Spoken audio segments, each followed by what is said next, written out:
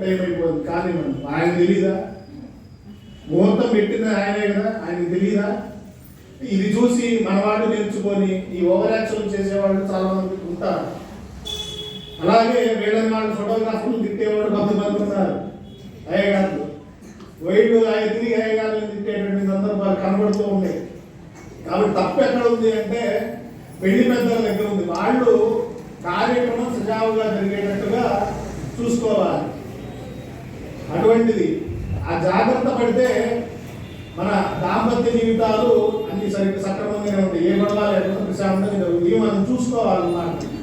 పిల్లలు ఇష్టపడ్డారండి, పిల్లలు కావాలి, మనకు అనవసరం. వైదిక పద్ధతిలో వివాహం జరిగేది పద్ధతి ప్రకారమే జరగాలి. ఇంకా వేరేటువంటి విషయాలు అందులో కనపడకూడదు అనేది మనం గుర్తుంచుకోవాలి.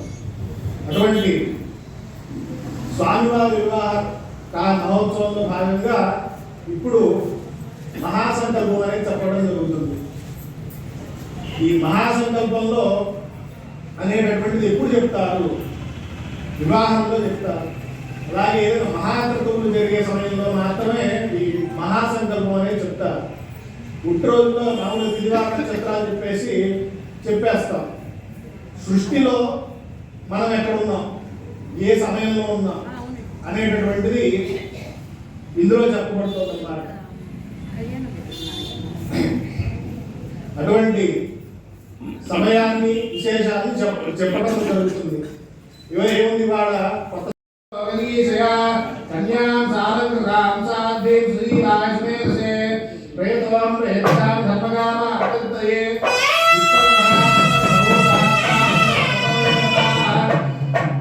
ఇమాం కన్యాం దాస్యామి ప్రియాం నిస్త్రియామసా విశ్వే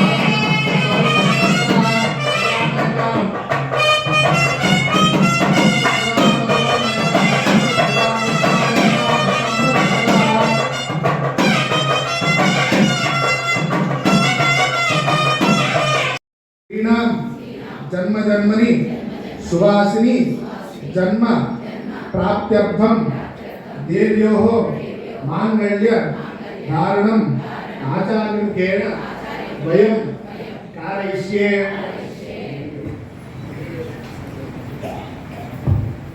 మగవాళ్ళు మాత్రమే చెప్పండి.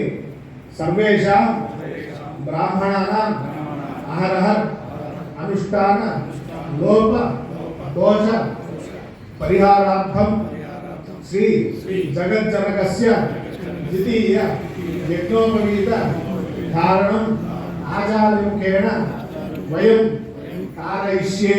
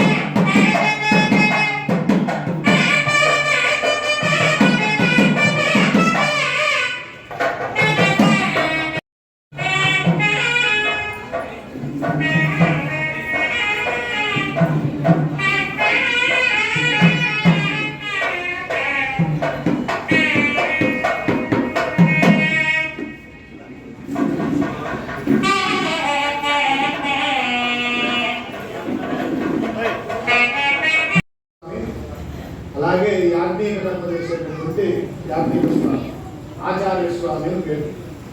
వీళ్ళిద్దరికి మాత్రమే కొన్ని అర్హతలు ఉంటాయి దేవాలయంలో. ఎక్కడైనా సరే ఆగమం పక్కన పెట్టేది, సాంప్రదాయం పక్కన పెట్టేస్తే వీళ్ళిద్దరికి మాత్రమే అర్హత అనేటువంటిది కొన్ని ఉంటుంది. అది వాళ్ళు తప్ప కొన్ని విషయాల్లో ఇతరులకి ఎలాంటి ఎంత పెద్దవాళ్ళు వచ్చినా వాళ్ళకి మాత్రమే కొన్ని అర్హతలు ఉంటాయి. అందులో ఏంటంటే స్వామివారికి శిరస్సు మీద నుంచి, స్వామివారికి అమ్మవారి శిరస్సు మీద నుంచి అక్షరారోపణం చేసేటటువంటి అధికారం వీళ్ళిద్దరికి మాత్రమే ఉంటుంది. గుర్తుపెట్టుకోండి. కొంచెం తప్పుగా అనిపించవచ్చు కాక, ఆయుధాలు చేస్తున్నారు, మేము చేయట్లేదు, మమ్మల్ని చేయట్లేదు అని కొంచెం తప్పుగా అనిపిస్తుంది. కానీ గుర్తుపెట్టుకోండి, ఈ విషయాన్ని ఖచ్చితంగా గుర్తుపెట్టుకోవాలి. మాత్రమే ఎవరికి కూడా స్వామివారి మీద అక్షతలు వేసేటప్పుడు కొంతమంది పాదాల దగ్గర మాత్రమే ఇవ్వాలి భక్తులందరూ కూడా. కొంతమంది భక్తులు ఏం చేస్తారు, అత్యుత్సాహ ప్రదర్శన చేస్తూ ఉంటారు, కనబడుతూ ఉంటుంది అన్నమాట. ఆ అక్షతలు పాదాల దగ్గర, స్వామి పాదాల దగ్గర వేసిన అక్షతలు తిరిగి స్వామి మీద తీసినటువంటి మహాభక్తులు కొంతమంది ఉన్నారు. దయచేసి ఇట్లాంటి తప్పులు చెయ్యకండి. ఎవరైనా చేసేవాళ్ళు చేస్తున్నట్టు కనబడితే వాళ్ళకి చెప్పాల్సిన, మందలించాల్సిన బాధ్యత అతోటి భక్తులకి కూడా ఉంది. మనం ఇవాళ మన దేవాలయాన్ని మనం కాపాడుకోవాలి, మన సంస్కృతి మన సాంప్రదాయాన్ని మనం కాపాడుకోవాలి అని చెప్తున్నారు. సరే, బయట నుంచి వచ్చి చాలా మంది ఉన్నారు. లోపల ఉన్నటువంటి శత్రువులు ఎవరైనా మన వాళ్ళే. కావాలని తెలిసి చేసేటటువంటి తప్పులు కొన్ని ఉన్నాయి. వాటిని మనం మానుకోవాల్సిన అవసరం ఖచ్చితంగా ఉంది. దయచేసి ఇట్లాంటి పనులు చేయకండి. అదేవిధంగా దేవాలయాల్లో ఈ రామాలయం ఉంది, ఈ ఆళ్వార్ సన్నిధి ఉంది, ఎదురుగా ఆంజనేయ స్వామి ఉన్నాడు. మేము అర్చకత్వం చేసేటటువంటి క్రమంలో ఇందాకే చెప్పుకున్నా, ఒక్కొక్క ద్రవ్యానికి ఒక్కొక్క దేవతని ఆవాహన చేస్తాం. ప్రోక్షణ చేసి ఆవాహన చేసిన తర్వాత స్వామి వద్దకు వెళ్ళే అధికారం ఆ ద్రవ్యానికి లభిస్తుంది. మేము చేస్తాం పూజ అనేటటువంటి చేసేటటువంటి మా డ్యూటీ అన్నమాట. మాదేంటిది డ్యూటీ, అది వెసులుబాటు కాదు, మా బాధ్యత. మేము చెయ్యాలి, ఖచ్చితంగా చేసి తీరాలి. అటువంటిది కొంతమంది చక్కగా మా పాటికి మేము ముందు రోజు, తర్వాత రోజు కొంచెం హడావిడిగా ఉంటుందని శుభ్రం చేసుకుంటాం దేవాలయం. తుడుచుకొని పెట్టుకుంటే ఇక్కడి నుంచి ఇసురుతూ ఉంటారు.